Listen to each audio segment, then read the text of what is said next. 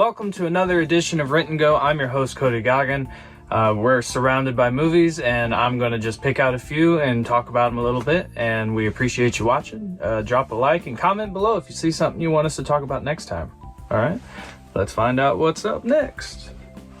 On a previous episode, I talked about Clint Eastwood behind the camera on Letters from Iwo Jima. Well, here's Clint Eastwood in front of the camera and behind the camera in Gran Torino. I remember when this movie came out, I watched it with my grandparents, which was, kind of weird considering how much cursing and, elements of the story. But they love Clint Eastwood, and so I thought it would be fun to watch this with them. And man, this is a great movie. It goes through all this stuff with the grumpy old man.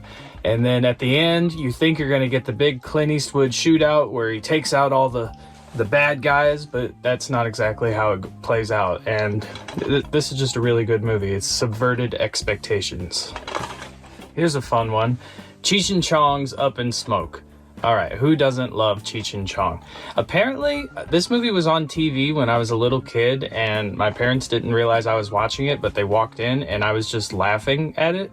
And I was far too young to understand why any of this was funny, but I still thought it was funny. So maybe that says something about what my sense of humor was just always going to be. Here's a set of horror movies that probably not a lot of people have seen. This is the See No Evil movies. Now, the first one, I didn't really care for. It stars wrestler Kane as, the sort of Jason Voorhees, Michael Myers kind of character. The first one was okay, but it was kind of cheesy and it was nothing really special. But I think the second one was actually really strong.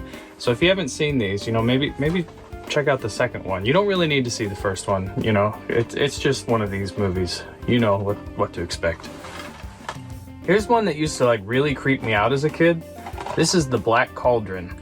This is a Disney movie, I'm told. I'm not sure I entirely believe it. There's some really creepy stuff in this. I forget what's the bad guy's name. I should know for this, but I don't. But it's this dude right there. And there's some scenes in this movie where that gave me nightmares. This probably gave other people nightmares. Let me know. Black Cauldron. This is Who Framed Roger Rabbit. This is one of my all-time favorite movies. Growing up, I used to watch this religiously. I used to steal my older sister's DVD of this and try and keep it. I did finally, eventually, get my own. Oh, that's cool. This is one of those big combination movies where they put live action and animation together, and it was kind of, this was a really big technical achievement at the time that it was made. Also really interesting about this movie is it's the first time that Warner Brothers Looney Tunes characters appear in the same movie as Walt Disney cartoon characters. So that was really groundbreaking, and it's just a really special movie. It's got Christopher Lloyd in it, who I love, Back to the Future, Suburban Commando, Who Framed Roger Rabbit. He's going to be in Star Wars soon, so he'll be one of the few actors to be both in Star Trek and Star Wars. That's really cool. This movie, really great. They've been talking about a sequel forever.